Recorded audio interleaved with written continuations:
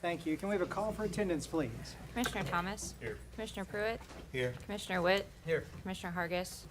Mayor Staten. Here. First up on the agenda, if we could have someone come up to the podium who's here to accept the proclamation for Arbor Day.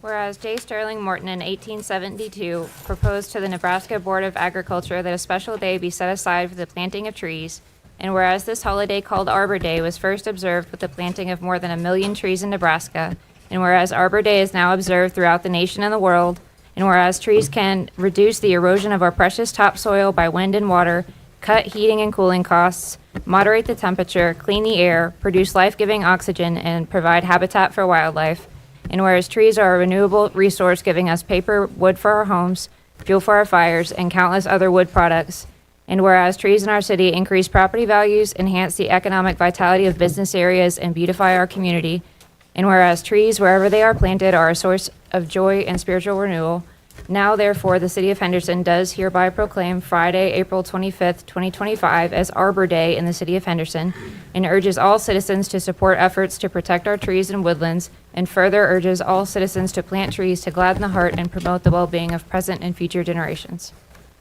Trace, I've been here for 8 years working in city government in different capacities. And when I think of the biggest champion for trees, I think of you, honestly. Yeah, the way you talk about Arbor Day every year and how we're a tree city and all that, I can tell you really care. I do. So on behalf of us, all of us, I want to present this proclamation for Arbor Day to you and want to invite you to say a few words if you'd like. Thanks.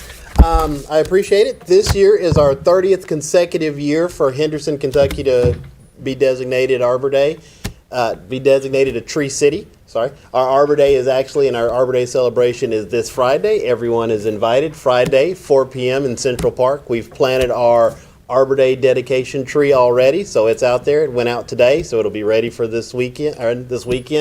It'll be ready for Tri-Fest, just like everybody else.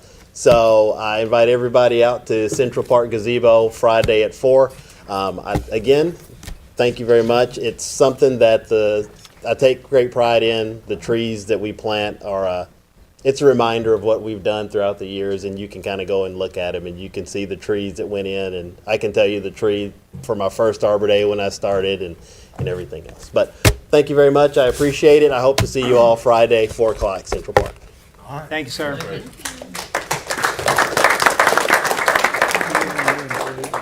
All right. Next up, I want to invite Dylan to recognize some of our new employees. Yes, if I could have Miss Mills come forward, please. I believe she's got a couple new employees. Good afternoon, everyone. I'd like to introduce 2 of my newest employees. So we have Melody Griffin. She's our newest account representative, or the front counter. She started, I believe, mid-March. Yes, yeah. So she's a native Henderson, so we're glad to have her. And then this right here is Amy Finley. She just started yesterday as our payables lead, so we're glad to have her. She's from Owensboro, but we're lucky enough to have her here in Henderson. Awesome. All right, welcome aboard. So what was it? Sorry, I always ask a question or two, but what was it that made you all decide to come work in the finance department for the city? I was looking to do something a little different. Worked in construction with structural steel for about 6 years. I'm a military veteran, and I kind of thought maybe I needed to come back to something a little more governmental, so I thought, well, I'll apply for this, so here I am. Well, thank you for your service. Yes. And Ms. Griffin? I've been in finance for 15 years, so I just kind of wanted to stay in finance and stay at home. Good deal. Well, thank you both. We really appreciate having you. Glad you stayed at home. Do you have any more? We do. Miss Webb, I believe we have one from 911 as well.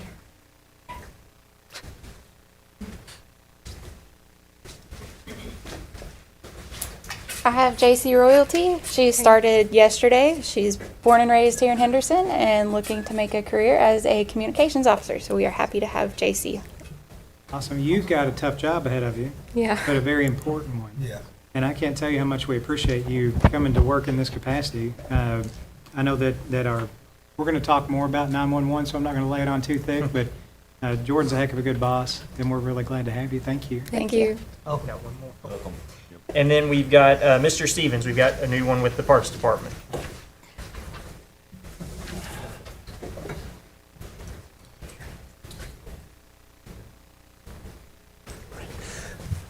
I'd like to introduce Kevin Lane to everyone. We were able to recruit him from Pratt. I think the opportunity to work outside and the weather was a big influence in that. But he's been here since March 31st. He is working at Fairmont Cemetery, and so far nothing but good results and good reviews. So you're gonna stick with us when the weather gets hot too? Yes. Cold, hot, yeah. Good, I'm in it for the long haul. good deal. Well, welcome aboard. We Thank appreciate you. having you. Thank you so much. Thank you. Thank you. Is that it? All right. Next up, we have a service award, and if Jason Welch, and if you want to bring any family up to the podium with you, would come up to the podium, please. Jason Welch began his journey with the city on April 11th, 1995 as a bus driver for Hart, starting in the wash bay where he cleaned buses before working his way up to become a full-fledged driver. Today, he proudly serves as one of Hart's dedicated paratransit drivers. Over the years, Jason has grown with Hart, though as he jokes, his hair may not have grown so much. Sorry. Throughout his time with Hart, he has witnessed countless changes and improvements in both the fleet and the transportation departments. He has a wealth of stories, each one reflecting the many milestones Hart has gone through, and each story serves as a testament to his firsthand experience and deep connection to the organization. Jason's dedication to his work is evident in every aspect of his role. His reliability and strong sense of responsibility have made him a pillar of Hart. He has truly been an invaluable asset, consistently providing outstanding service to the community. Today, on behalf of the city, we express our heartfelt gratitude for your 30 years of exceptional service. Your commitment, loyalty, and hard work have not gone unnoticed. We are proud to have you with us today, and we thank you for all you have contributed to Hart and the people you serve. We are honored to present you with this 30-year service award pin and a small token of our appreciation. Jason, I don't get to hand out many 30-year awards to people. So tell me a little bit about what has kept you here for 30 years? Like what can we continue to do to keep people here for 30 years? Well, inclusion and fairness across the board is I would say what would make the most longevity happen. I don't know how to answer that really. Yeah. But in order to promote longevity, fairness across the board, and I thank God that we have a boss now that she is wonderful. We love Crystal. She does a great job for us, and she's fair across the board. And I think that's the number one attribute to a good supervisor. Well, that's fantastic. You didn't know you were going to get a job interview after 30 years, did you? Had no idea. On behalf of the City Commission and the City of Henderson, I'm going to what is the word? I'm going to give you this 30-year pin. Thank you. And also, we've got an interesting and mysterious bag of goodies for you. Yay. Including a very soft and luxurious blanket. Oh, yes. That says City of Henderson on it. And so Thank thank you you so for your much. 30 years of service. Did you want to say anything else to the commission when you're up here? First of all, I would like to congratulate Mr. Dylan Ward on his new position in the city. He was our department head for a while, and I just want to send him on with good wishes. Congratulations. That's it. All right. Thank you, sir. Thank you. Thank you for 30 years.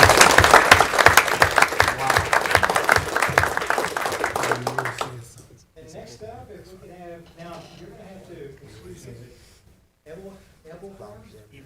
Evil Hair, thank you. I'm sorry about that. Jeremy Evil Hair, if you could join me at the podium, and if you have any family or friends that want to join me, bring them in too. On April 11th, 2005, Officer Jeremy Ebelhair began his journey with the city as a police officer, starting in traffic and patrol, where he served for the first 8 years. His dedication and hard work led him to the identification section in June 2013, where his expertise has continued to grow. Throughout his career, Officer Ebelhair has completed the Criminalistics Academy, becoming an accident reconstructionist. He also received specialized training from the ATF and Celebrite, enhancing his skills in various crime scene roles. Officer Ebelhair has worked on countless critical incidents in the city and is often called upon to testify in court trials regarding crime scenes and property-related cases. His commitment and professionalism have made him a trusted expert in the field. Today, on behalf of the city, we express our heartfelt gratitude for your 20 years of exceptional service. Your unwavering commitment, loyalty, and hard work have not gone unnoticed. We are incredibly proud to have you as a member of the Henderson Police Department, and we thank you for all you have contributed to our community. As a token of our appreciation, we are honored to present you with this 20-year service award pin. It is a small symbol of the immense value you bring to the department and the people you serve.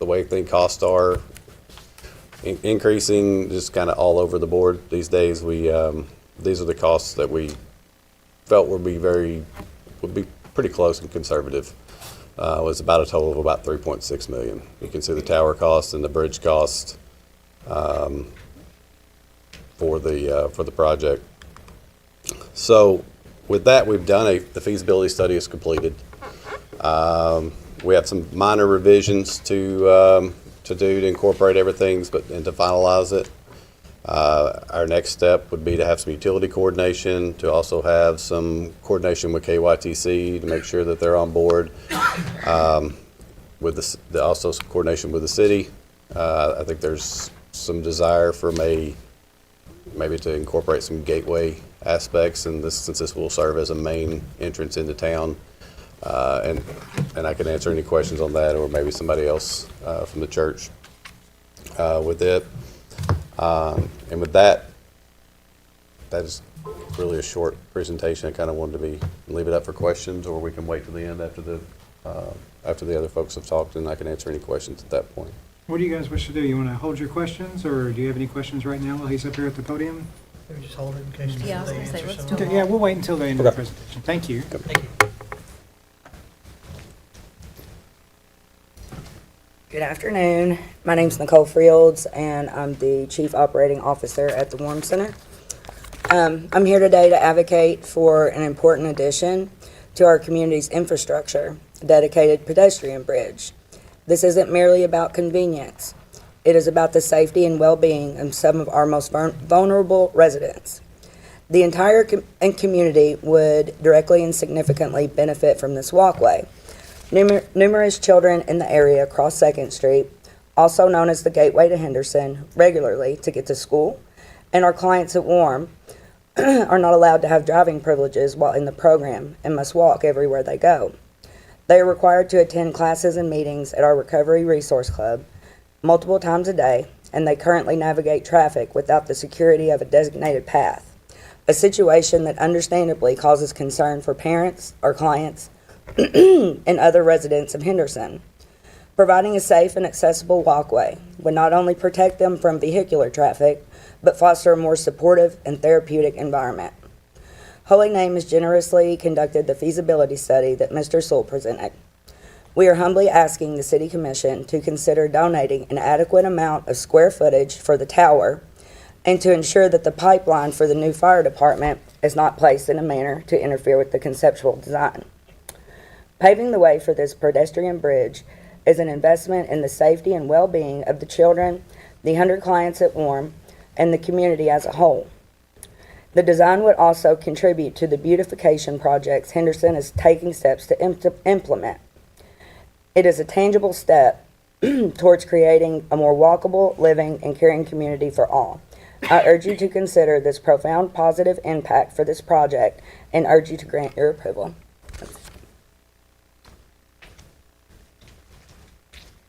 Good afternoon. I'm Emma Bridges. I'm the principal at Holy Name School, and I really just want to echo Nicole. You know, we don't envision this. This is not about Holy Name. This is about the community, and this is about a safe pedestrian crosswalk for all members of the community. As Nicole said, Holy Name did fund the feasibility study for that. Of course, yes, the school would use it. We transport 410 students across that street every single week, at least once a week. And, you know, those kids range in ages from as little as 3 years old to 14. You know, we see the pedestrian traffic. We see the amount of people crossing, the ladies from the Warm Center, the amount of foot traffic coming from the East End into downtown. And we just think that this would be an important and safe measure for our city, and that our community could benefit from this addition. So that is all that I have. Thank you. Was that the end of the presentation, or is there somebody else to speak? Ben Johnston, thank you, all of you commissioners, mayor. Just a clarification, the only thing that we're asking the city commission for currently, we're not asking you to fund the project, we're asking you to pave the way by telling us, yes, that corner would be made available to us And I think there's a sewer line that might have to be rerouted to make sure it's open, that would allow us to reach out to seek funding to see if we can get this project moved to the next step. But without having the nod from the city commission that the property's there, that there's no need of us continue looking for a future. So I just want to make sure we're not asking you to spend money on it today.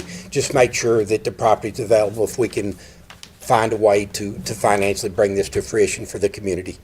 And it would be a community partnership. It's not about, yes, it helps Holy Name, but we understand the Gateway partners would have to be involved, the city would have to be involved in this, to bring it together. It's not just us sitting on this island trying to do this. Ben, we may be asking the same question. Yeah, go ahead. So a question about the funding of the project.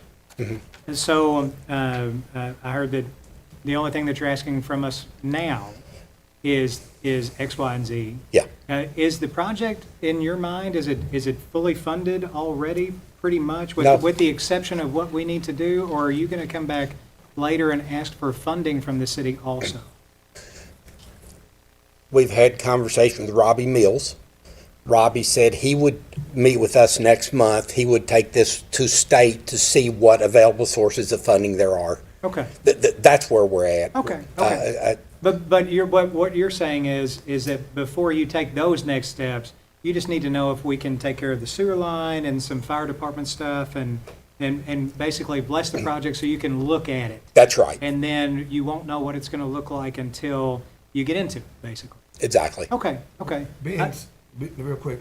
So on the fire, like where we build our fire station, you're gonna need about 18 by 18 on that part to cover that on this side. I think it's 23 by 23. Yeah. 23, okay. So it may be a 40-foot area, to have room around to construct it and all, but I think the shape of it was 23 foot as it exists today on a drawing and a preliminary concept. I just want to know. So- And you're gonna need that on the other side. Do you own that vacant lot, right? Holy Name does. Okay. We own All that right. Yeah. Okay. Yeah. The vacant lot is not where it's landing, though. Okay, I know, but I'm just saying there on that, just want to make sure. Got you. Thank you. Thank you. And I'm sure we have some questions for our people. Dylan and Buzzy and Bart and Chief Dixon's back there. So where are we at? What are we capable of doing? What can we do? How is this going to affect any timelines we've got? Any of that stuff? What are we looking at? I'll introduce it and then I'll let Mr. Newman finish. But from the layout of the station itself, I mean, the building itself is not impacted. The area also, I think, where they're planning on putting the tower is in a paved area. So I think it is workable. There is some underground stuff that had been planned for that area. We did have a pre-construction kickoff meeting today. So the timing of this is good. If we were going to make a change with construction, it would require a change to the contract, but doing that now before we've even broken ground as opposed to later would be better. But I'll let Mr. Newman speak to exactly what is underground in that area. To answer your question, this conversation has been ongoing now for probably, a year? Just under 2 years. 2 years. So I think we have worked with the school, with their consultant, to look at different areas of which this structure could be placed, and they are right. It's landing in probably the most logical place that makes sense. Number two, once we met with the consultant, we hooked them up with the fire station architect and engineering firm. They're very aware of the underground utilities that would have to be moved, most of which is a stormwater drain line, and so they're aware of that, and we will take accommodations to go ahead and do it now and not do it later. So I don't believe there will be a significant impact to our budget to go ahead and make those accommodations now. Thank you. What other kind of questions do we have up here? I think it's one of those projects that we will have more questions later and reserve those for later. But for now, it sounds like something the school is leading the charge on, looking into, and trying to secure funding for. which is very appreciated by us. And if all you if all you need from us at this point in time is just our blessing to move forward, I'm going to go down the road just to get an indication of interest because this is a large project. But I'll start with Commissioner Hargis. What's your feeling as far as giving an indication of interest, of support? Sure. I would support it. You know, I know this is something that has been talked about for a long time. And as it seems, if we're getting ready to rework that lot, and it was just going to be a blank space anyway, I'm good with it. All right, Commissioner Pruitt? Good. I think if we could, some kind of way, if they can, the funding, and whichever way to make it happen, that would look nice, and it would be so much safer, because I see kids trying to make sure that, and then run across there. It's the most dangerous street in Henderson. Right, truth to be honest, trying to get across Second. Yeah, so we could do that and put maybe a nice sign on both sides, gateway to Henderson, it would be beautiful. Commissioner Witt? Lights. Yeah, no, I Mr. Witt? think based on what's been presented today and the information shared, it seems to make a lot of sense to at least explore it going forward. Commissioner Thomas? Absolutely, I'm in favor of it. Timing's perfect. Yeah, and you've got 5. I mean, it's a project that we're happy that you're looking at.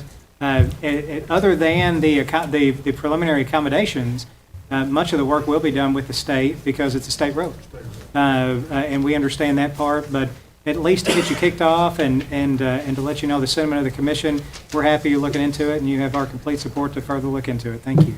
Thank you. Thank you. Next up, we have the community spotlight. If I could have everybody who's here from 911, if you could come up to the podium, please.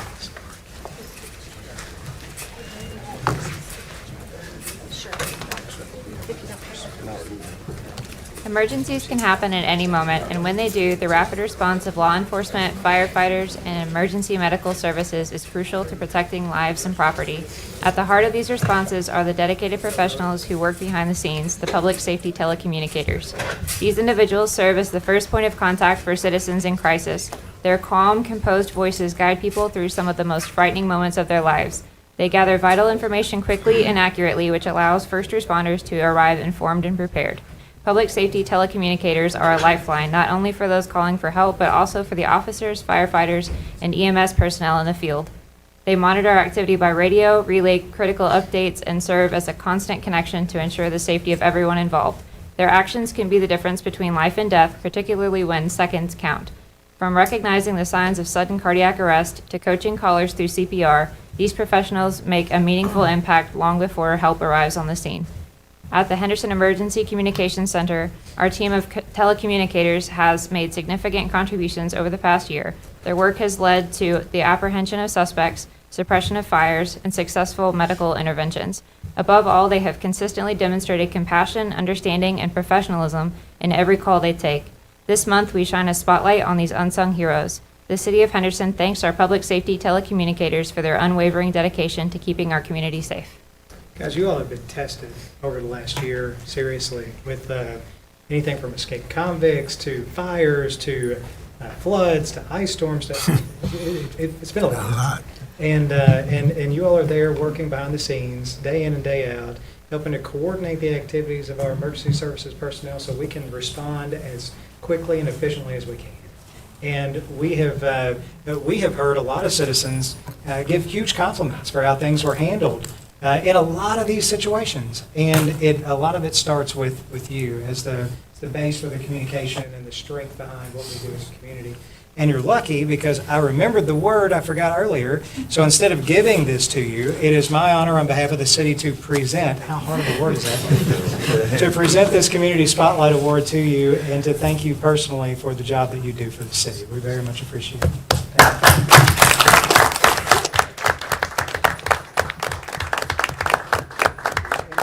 Stay up here, and if you want to say a few words, you're welcome to, and then we'll grab a picture if you don't mind.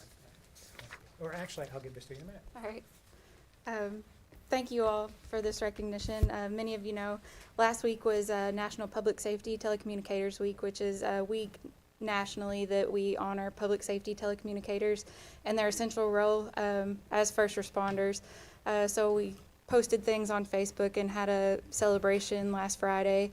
But many people often forget after their emergency is over that telecommunicators were there to assist them and guide them through their entire incident and help establish their location when they were unsure of where they were. And the diligence, passion, training, and professionalism of these individuals that came today, many are working, some are sleeping, but their contributions significantly protect our community and our first responders, and I'm proud of our department, and we're honored to accept the Community Spotlight Award. So thank you once again. Thank you. Thank you. Maybe you all come up here in front of the bench and we'll take a quick picture. Thank you. Thank you. Good to see you. All right.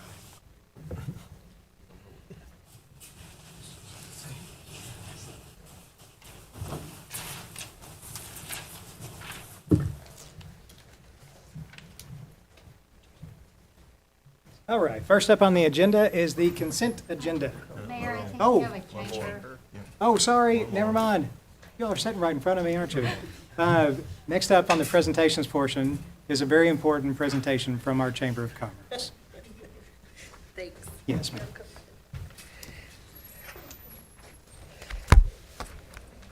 Well, come on up here, friends.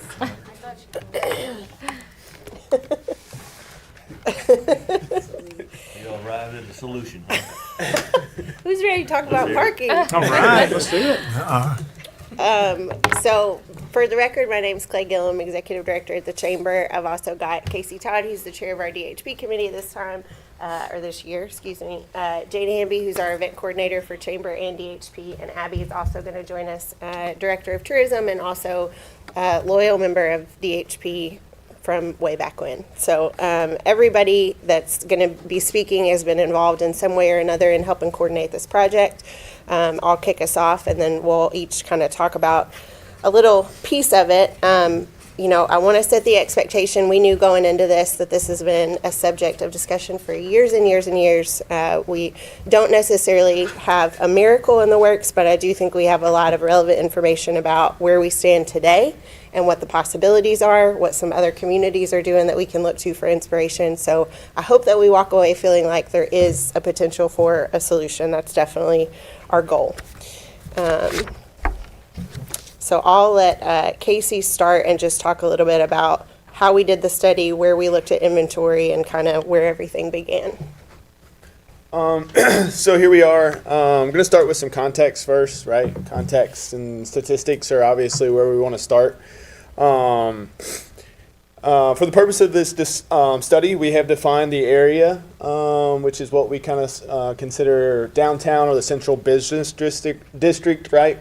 So that's going to be from Green Street to Water Street, and then that's also going to be from Washington to 3rd Street, all right?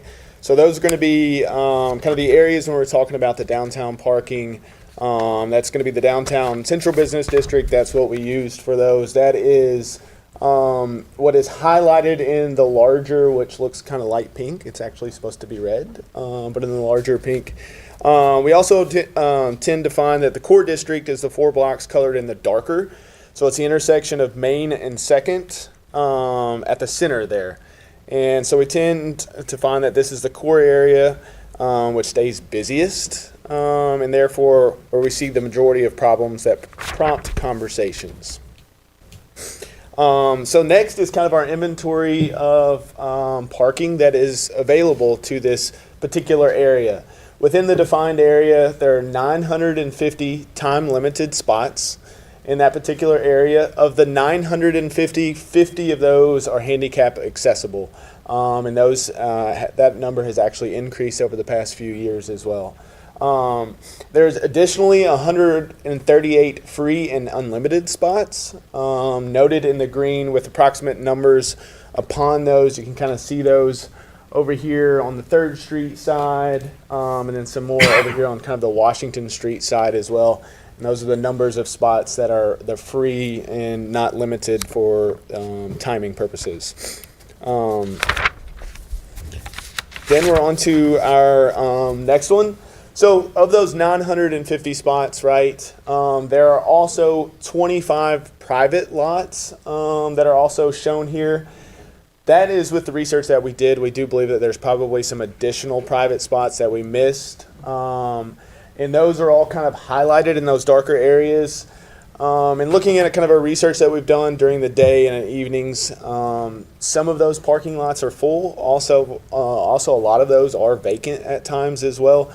So on top of the 950 spots, like I said, there are 25 privately owned spots shown here.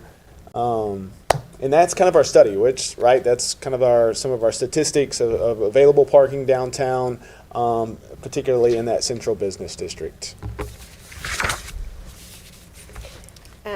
Next, we'll have Abby come up. Abby obviously is involved with friends and counterparts all over the state and has formed relationships over her 7 years in this office. And so she was kind enough to reach out to all of the places you see listed and talk to them about what does parking look like downtown and what is their experience. So she's going to share a little bit of that. Yeah, so I have to start by saying this is kind of fun for me. Whenever I started working in Henderson, the year was 2016, and I started with the Downtown Henderson Partnership. I think Rodney was on the board then, and the first week I was tasked with a parking survey and solving the parking problem. Obviously, we did not do a very good job back then. But I think since then, our downtown has really experienced such a renaissance. And so it makes sense why the buzz is still going on about how we can just, improve parking for our downtown businesses and our visitors and our residents who frequent downtown businesses. So Clay listed out the communities that we reached out to. One that I would add to the list that I was able to make contact with was my counterpart in Paducah.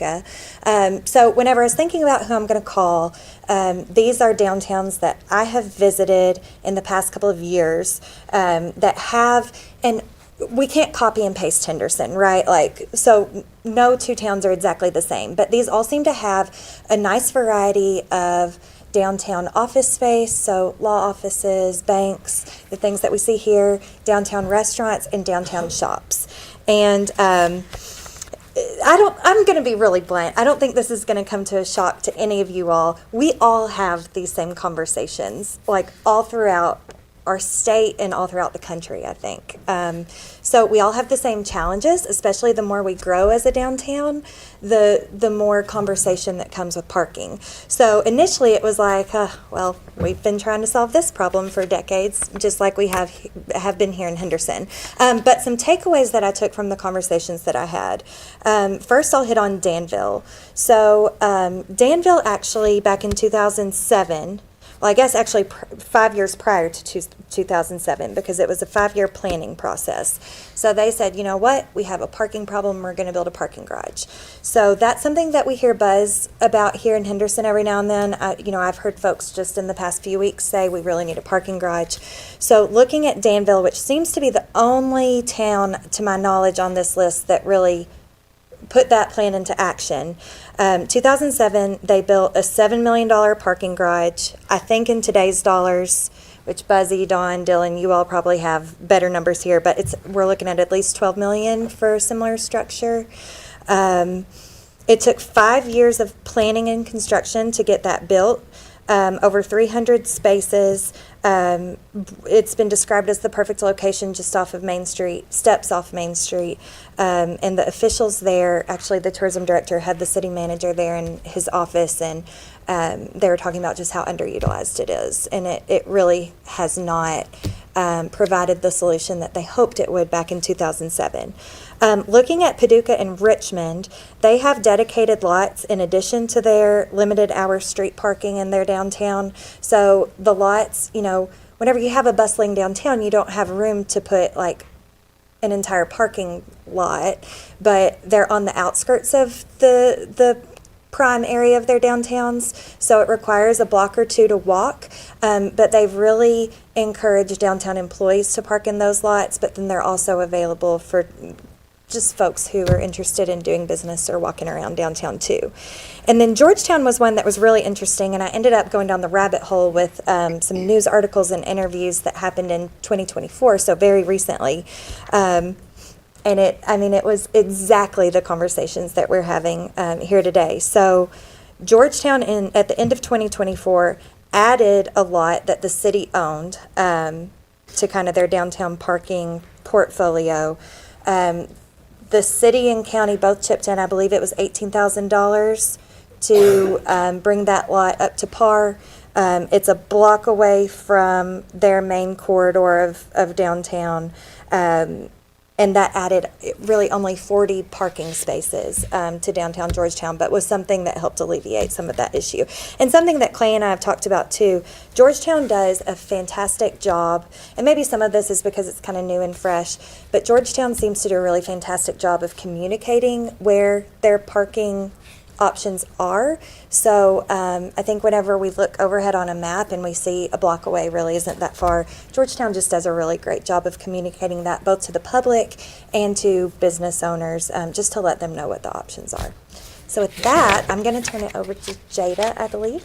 She's going to talk about the results of the survey that the chamber conducted. Sweet. So into our survey results. We had volunteers and staff go out with QR codes and personally invite business owners and managers to take the survey. We did a social media call to catch any that we may have missed last minute. We had a total of 65 responses and worked hard to manage just one response per business. Excuse me. So that we were able to really represent this large group.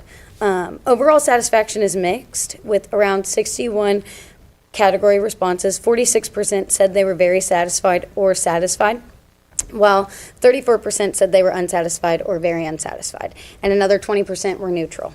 A majority feel that current capacity is insufficient. Among 63 who answered, 59% said there's not enough parking for customers versus 41% said that there is.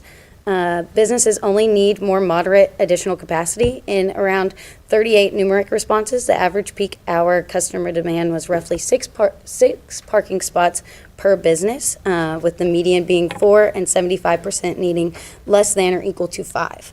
Employees largely self-park off the street. Of 63 responses, 44% park in privately owned lots, while 24% park in off-the-street spaces directly in front of their business, and 8% use public lots. Enforcement on time limits is obviously controversial.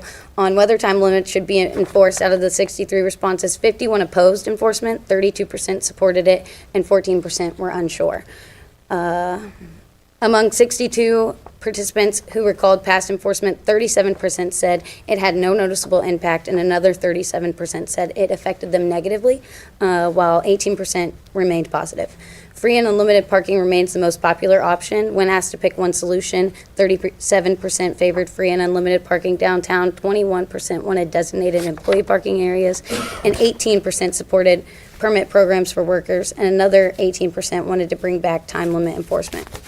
Paid spots only drew around 3%. So this data showed us that time limit enforcement is more often seen as harmful than helpful, with over 40% of businesses saying that it negatively impacted them in the past, and more than half of our respondents not wanting to see those time limits enforced moving forward. With all that being said, 33% are still in favor of enforcement. This showed up that there was an opportunity to explore a more middle ground solution for all downtown businesses involved. Overall, the data revealed this, but Clay is going to highlight these options and the solutions that we have moving forward. So, back to you. Do you all have any questions before we move on about just the numbers and the survey data? Oh, everything's really clear. Cool. Okay, so an example. Obviously, Abby got to talk to some folks around Kentucky who kind of expressed, yeah, we're having the same issues, we're having the same conversations.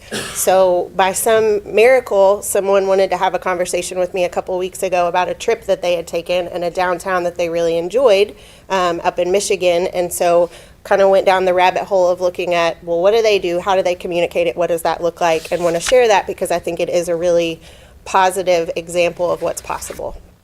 So this is downtown Holland. Highly encouraged, just if this is something that's interesting to you or that you're curious about. I didn't want to try to figure out clicking on the website up here to go through it, so I just have some screenshots. Holland, Michigan's population in the city is 35,000. And then immediately I wanted to look like, okay, but are they right next to a huge city? Because I feel like a lot of times we can compare ourselves to a smaller community that also has the draw of a 600,000 person city right near them. And that little bitty circle of red is where Holland is, right on one of the lakes. And this is a picture from their downtown. And so this is what you see, their downtown Holland organization, similar to what was our DHP, has this on their website under business resources, which I thought was really cool. So literally you go to their website under business resources, it says parking. The first thing that pops up when you get on it is that top right square where it says parking information. And it says, yes, parking is free for customers in downtown Holland. Customer parking is free in all public lots, blah, blah, blah. No need to worry about feeding the meter or rushing back to your car before time runs out. We want to give you the opportunity to relax and enjoy your visit. If you're a downtown Holland resident looking for overnight parking information, or a downtown employee wondering where you should park to give your customers access to the most convenient spots, you can find that information here too. So literally all of that is laid out. You can see kind of the tabs. There's a tab for customer parking, a tab for residential parking, a tab for employee parking. Each one of those tabs has a blurb about where the lots are for each one of those groups, and then a map that's color-coded. We love some organization, and tells you exactly where you can go and what the limitations are with each piece. Even they go so far as to have an application linked for if you are a resident of downtown or an employee and you're needing a permit. It's all right there, which we thought was great. So that is customer and visitor parking is what this shows. The next page is when you click on that employee tab, this is what you would see. So clearly demarcated where they encourage you not to park as an employee of downtown and leave it available for customers, and then the blue lots that are available for customer parking, and then of course private lots. And again, the blurb on there, I feel like just really nailed home the conversations that we've been hearing as we've been talking to business owners downtown about their experiences. It says, Downtown Holland is proud to be home to thousands of hardworking employees that help our shops, restaurants, and offices run. We wouldn't be here without them. To ensure that our customers and visitors have access to the most convenient and easily accessible parking spaces, Downtown Holland employees should park in the parking lots signed for public and not for customer parking. Blah, blah, blah. Downtown Holland parking system is a shared system between customers, employees, and residences. Respecting the parking guidelines and requirements is vital to the success of our parking system and helps keep our downtown free for customers and employees.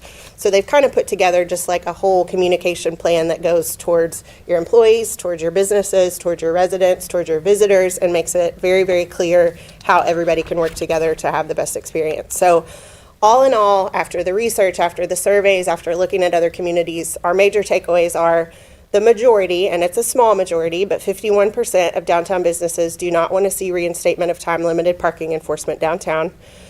The addition of a parking garage would most likely be a very costly solution to what's really a moderate problem right now, and at least in the case of looking at Danville, there's not necessarily a proven result that it was a well-received solution. I think Abby even told me that sometimes they would still hear parking complaints while there are empty spaces in the parking structure. There are businesses in our core downtown who feel that a lack of available customer parking is hurting their businesses. That's a fact. And the current free and unlimited spots available downtown, as shown by those green areas on the first map that Casey had up, are not probably a realistic and sustainable option long-term for all of downtown's employees. And positive again, it's likely that with a boutique hotel and the bourbon distillery nearing completion, as well as continued growth across our downtown, this is only going to become a more pressing issue that it's better to deal with now than to wait for it to get worse. So our final recommendations based on all of that are probably not going back to parking enforcement, time limited, pursue public-private partnerships. We identified 25 privately owned lots. Obviously, some of those are not an option, but some of them might be an option for a partnership with the city wherein spaces could be leased or the lot could be leased by the city and become an area for permanent downtown employees. Especially providing something that's a little bit closer to the center of that central business district where we tend to have the most issue with congestion and overloaded parking. Offer downtown businesses and residents permits to park in those dedicated lots to leave the streets clear for customers and patrons, and most importantly, create a clear and thorough communication plan with clear visual aids similar to what we looked at in Holland, Michigan, to make sure that everybody can clearly understand what's available and kind of reduce any confusion about, or I guess misinformation about how much parking is available, how many people work downtown, what's a realistic amount to walk, etc. Be like Holland, Michigan. That's all we got. I have a question. Yes. And I have a comment first. You guys did a really good job. Thanks. Yeah, that's really good report. Thank you. But I have a question about Holland, Michigan and the visuals. Yeah. So other than having it on their website, did I hear you say that like at their actual parking spots, there were some kind of visual aids to show that that was like customer parking versus employee parking at the parking spots? Or was it just online? I don't think I said that, but I don't know the answer to that either. Okay. They may have that. And I could, you said something and I couldn't know, I didn't know which way you were going with that. Yeah. But certainly the visual aids in a number of different places will certainly help. I like your recommendations and I like the fact that you didn't come here and just default to a parking garage. Yeah. Because a lot of people go there, you know, and it's not necessary for us to spend $15 million to solve this problem, I don't think. So. Tell everybody You did who's say- going right there. Put a parking garage right on that corner there. Now, who's gonna park there and walk?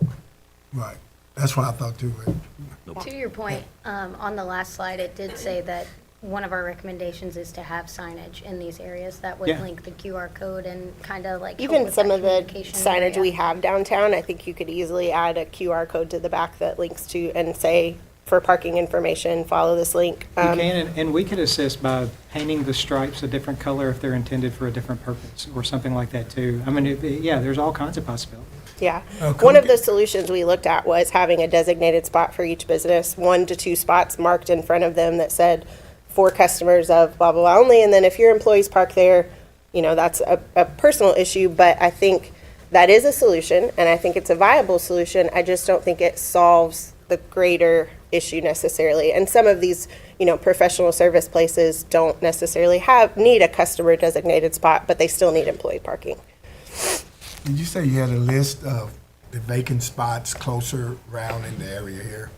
So the third overhead map that had all the little orange squares, all of those orange squares are privately owned lots. And it may be owned by a business, it may be owned by an individual.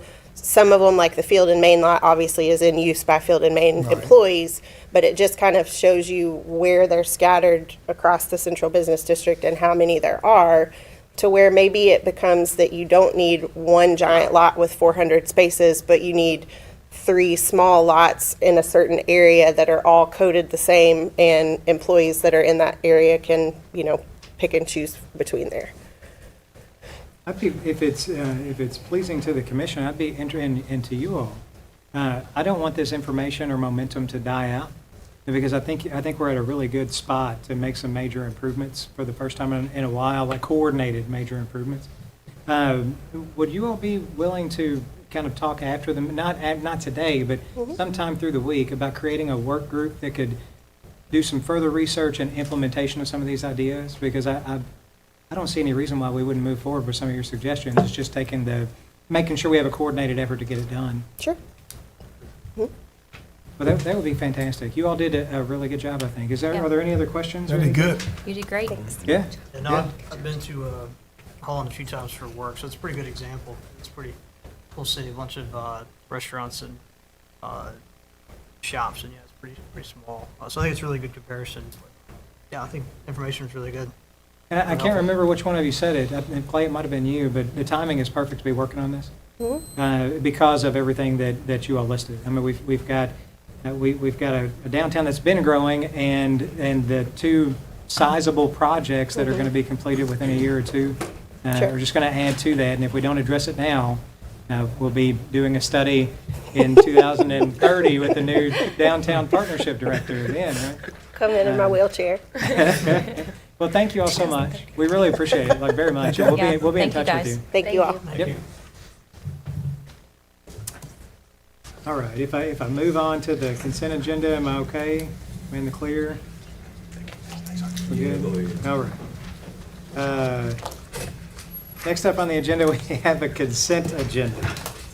The consent agenda contains the following: minutes of the March 18th, 2025 work session, minutes of the March 19th, 2025 called work session, minutes of the March 25th, 2025 regular meeting, minutes of the March 28th, 2025 special called meeting, Resolution 26-25, resolution approving human resources report dated April 22nd, 2025, Resolution 27-25, resolution authorizing submittal of a fiscal year 2026 training facility grant application in the amounts of $30,000 from the Kentucky Fire Commission, acceptance of grant funds if awarded, and authorizing city to execute all necessary documents.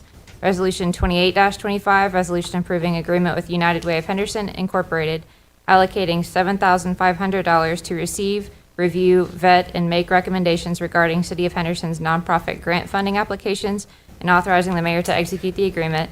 Resolution number 29-25, resolution approving municipal road aid cooperative program agreement with the Kentucky Transportation Cabinet for construction, reconstruction, and maintenance of city streets in the fiscal year 2025-2026, and authorizing the mayor to execute the agreement on behalf of the city. Before we get a motion, do we have any item that any commissioner would like to pull for further discussion? Hearing none, I'll entertain a motion to approve, please. So moved. Do we have a second? Second. Roll call, please. Commissioner Thomas? Aye. Commissioner Pruitt? Aye. Commissioner Witt? Aye. Commissioner Hargis? Aye. Mayor Staten? Aye.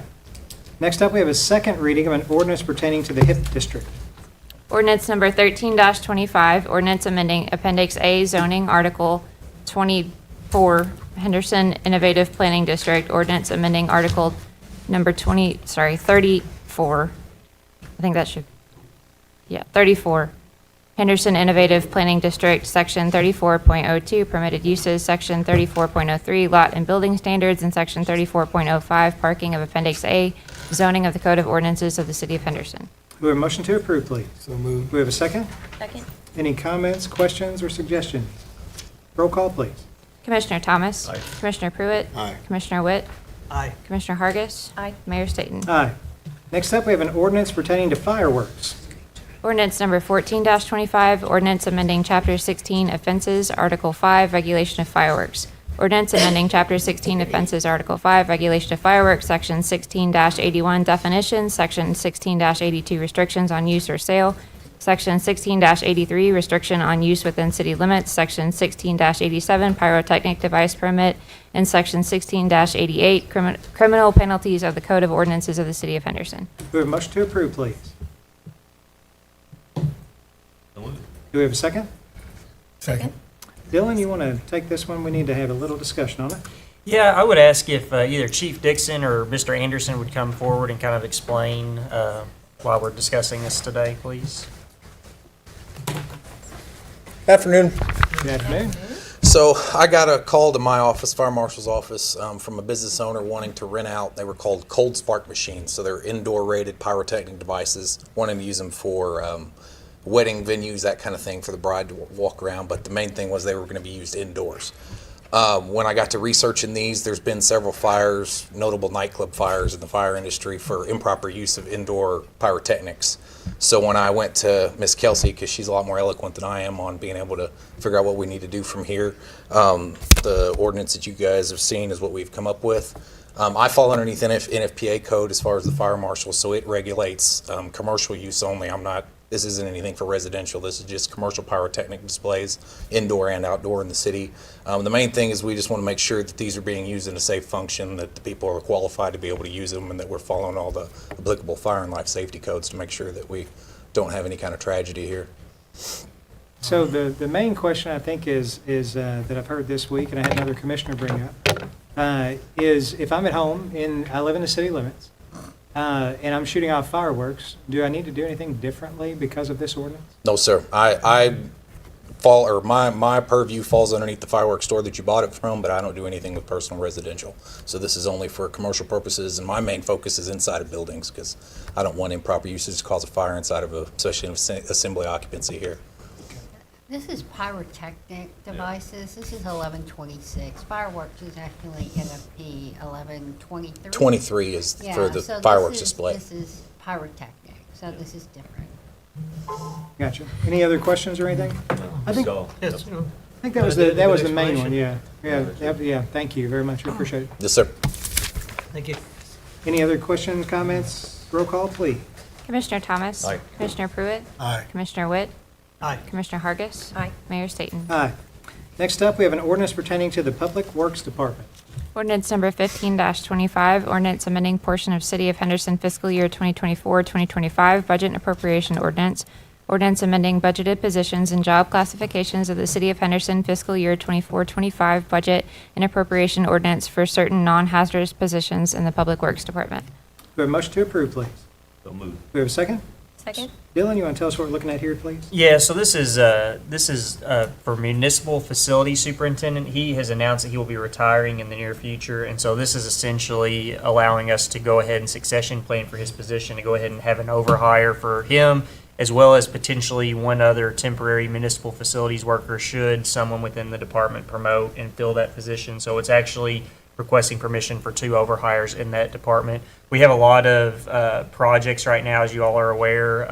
Our public safety building, we're having to do a large HVAC replacement out there, and we've got several other projects going on. The new construction as well with the fire station. So it's very critical. We have a lot of things going on, and so we want to make sure that we have the personnel in place to cover what we need to take care of in facilities. So. Good deal. Anybody have any comments, questions? Roll call, please. Commissioner Thomas. Aye. Commissioner Pruitt. Aye. Commissioner Witt. Aye. Commissioner Hargis. Aye. Mayor Staten. Aye. Next up, we have a municipal order pertaining to the Conference Center at John James Audubon State Park. Municipal Order Number 34-25, municipal order approving memorandum of agreement between the Commonwealth of Kentucky for the use and benefit of the Tourism, Arts, and Heritage Cabinet, Kentucky Department of Parks Department, acting by and through Holly M. Johnson, Secretary of the Finance and Administration Cabinet, party of the first part, the City of Henderson City, and Henderson County, parties of the second part for the proposed development of a conference center at Audubon State Park, and authorizing the mayor to execute all necessary documents on behalf of the city. We have a motion to approve, please. So moved. We have a second? Second? I'm going to provide a little bit more explanation, but not a whole lot. Abby and myself and Andy Rideout and Senator Mills and former Representative Dixon went to the fiscal court this morning to give them a full-blown presentation about this memorandum of agreement. Because they haven't, we've been very closely involved in every single step, and so they needed a little bit more thorough. The things that you need to know about the memorandum of agreement is that this is the agreement that we're making with the state, a legal agreement that just describes how the funding portion is going to move forward. And just to remind you where we ended up on this, in the beginning when we first started talking about it, it was going to be a $15 million project, and the city/county's portion of the match was going to be $7.5 million. And of that, we were going to contribute $4.5 million, and the county was going to contribute $3 million, theoretically, if it arrived at that point. Where we're at today is it's actually a $16.4 million project if you include the new access road that's going to go into the park, and then $13.7 million for the conference center itself. Out of that 16.4, the city's match, instead of being $4.5 million, is now $2.7 million, and the county's, instead of 3, is 2.5. And we rarely go into these construction, especially a construction project, we rarely go into those with much better numbers than what we had originally thought.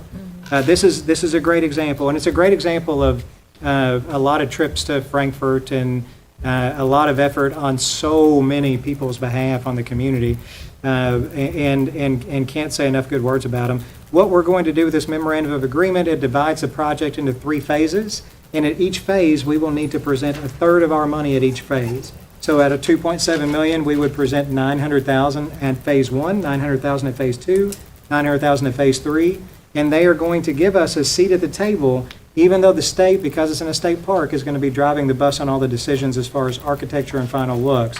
One of the things that Senator Mills brought up this morning, and I think it's important for you all to know, is that he did say at the fiscal court meeting that he is willing to fight for extra money from the state should it come to that, if we need that, because the building itself that we envision is very important that we keep the same specs on that building. 25,000 square feet, accommodating up to 400 people, the breakout rooms, all that. They've already torn down or raised the beach house out there in preparation for the next steps. They've done some environmental studies and some testing of the ground, stuff like that. And so we're well underway. I believe it wouldn't be accurate for me to say that I believe that we will have a groundbreaking this year. I think we're headed for one early next year. And then once we get a groundbreaking, hopefully we'll have about a 2-year build out on the project. And so that kind of gives you an update on the timeline, gives you an update on the agreement. And so what we're agreeing for now is we're giving ourselves permission to submit this $900,000 for phase 1 and then $900,000 for phase 2 and 3. We do have back out clauses if for some reason the conversations start to go sideways. But we've had such good people representing us at the state level and from the local level that I have complete confidence we're going to end up in a good spot. So anybody else have any questions or comments or anything? Dawn, do you need to add anything? Thank you. Good shape? Covered it. All right. We already got a motion and a second, so we'll get a roll call, please. Commissioner Thomas. Aye. Commissioner Pruitt. Aye. Commissioner Witt. Aye. Commissioner Hargis. Aye. Mayor Staten. Aye. Next up, we have a resolution authorizing a reassessment moratorium for 33 South Alvis. Resolution number 30-25, resolution granting property reassessment moratorium for Cecil Ray and Jacqueline E. Rauch for a property located at 33 South Alv Street, parcel ID number 2-7-5-3 of Henderson, Kentucky. We have a motion to approve, please. So moved. We have a second?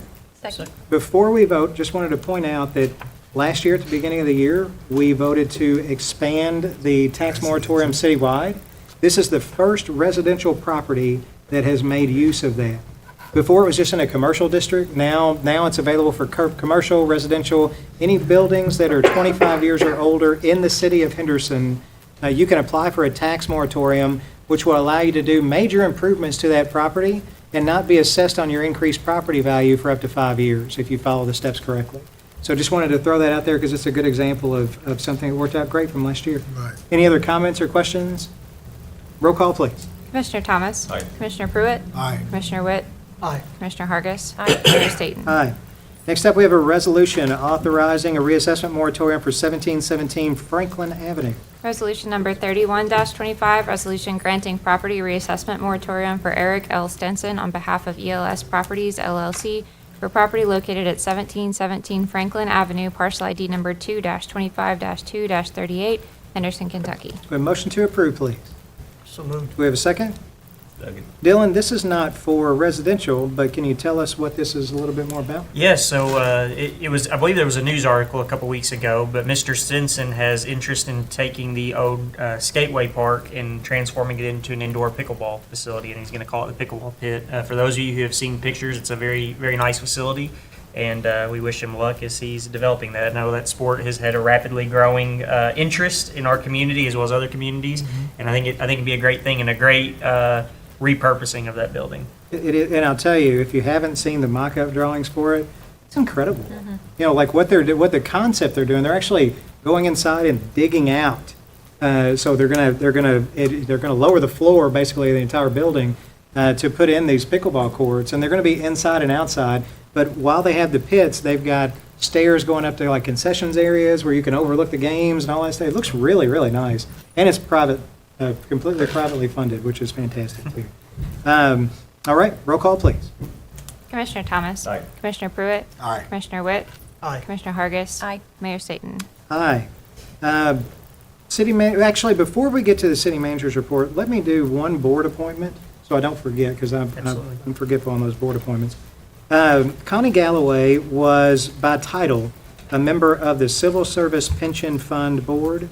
And they are scheduled to have a meeting later on this week, and Connie has since retired. And this is why you don't have any advance notice. I found out about this one today, but we don't need advance notice because what I would be recommending is that our new HR director, because of her title, Megan McElfresh, would take Connie's place effective immediately, and then would serve out the remainder of that term and on into the new term. Do we have a motion to approve, please? So moved. Do we have a second? Second. All right, roll call, please. Commissioner Thomas. Aye. Commissioner Pruitt. Aye. Commissioner Witt. Aye. Commissioner Hargis. Aye. Mayor Staten. Aye. City manager's report.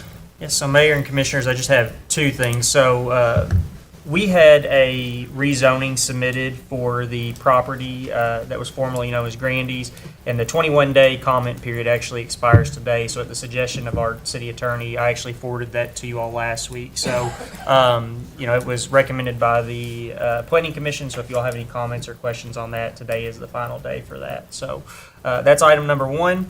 And then item number two is regarding the hazardous pay plan. So when we met at our last commission meeting, we presented, HR and finance, myself, presented our goals and objectives for the hazardous pay plan. And when we met and presented that to you all, one of the things that we committed to you all was that we were going to go back to both the police and fire departments and meet with staff from both departments and kind of have them give us their feedback and also kind of troubleshoot it to make sure there was nothing we were missing.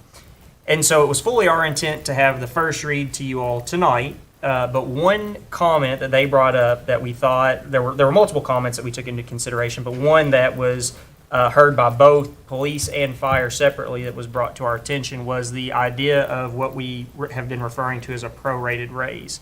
And so this is the basic concept is, under the current hazardous pay plan, you have employees who have been serving time in their current step and grade.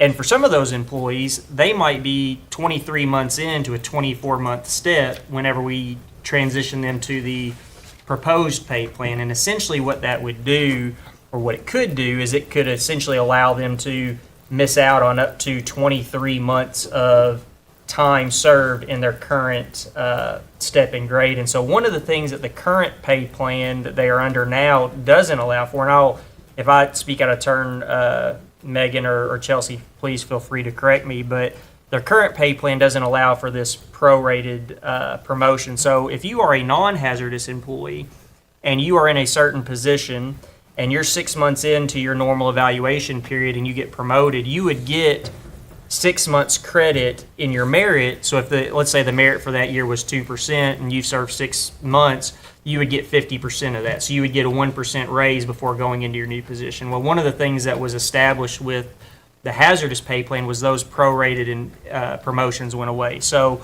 it was something that we thought was a very fair point. And so what we are proposing is, before we do everything that we had talked about with the percentage above minimum and then increasing the step and all that, we would like to get your all's approval to first do a very quick evaluation for every hazardous employee.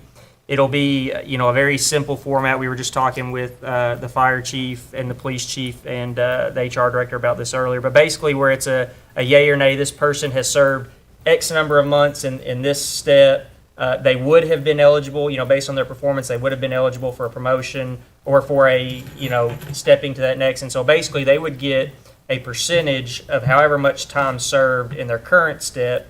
That would be added first to every position before we then calculate everybody else. So for some people, they might be in their step for as much as a day or as little as a day. For some people, it might be 23 months, but we do think it is fair and it's more equitable. We thought that was a better approach than just giving everybody, an average percent, because actually giving them credit for time served will actually allow the people who've served longer to get credit and the people who've served less to not. And then their annual evaluation date would remain the same. So when it came time for their next evaluation under the new pay plan, so let's say someone was 23 months into this pay plan, they would get 23 out of 24 percent of whatever percent they were supposed to get. Then on the tail end, if they served 1 month in that new year, they would get 1/12 of that, and their evaluation would stay the same. So we would be prorating the raise now before we made the proposed rate changes, and then they would prorate again. But then after that point, they would all be they would get their normal merit just like any other non-hazardous employee. So I don't know if I explained that clearly enough, or if Megan or Chelsea, you all have anything to add, or even Chief Dixon, or I see Deputy Chief from the police department's back there as well. But are there any questions from the commission? So it would be our intent, and I want to commit this to the hazardous employees as well. We want this to be a fast process. So I think you all have our commitment that we think it was a fair ask made by both departments. It was something that we wanted to try to accommodate with the board's approval, but it's also something that we want to get on top of and try to do as quick as we can. Anybody have any questions or anything? No, I think it's fair ask. Yeah. You know, we're talking about timing, so if we had voted on the hazardous duty plan today, we would have had a special called meeting on Thursday, just so we could get the second vote in and get it in effect as quickly as possible. I would see if it's okay with you guys, when we get this on the agenda, hopefully the first meeting in May, We'll strive for it. that we will then also have a follow-up meeting on that Thursday.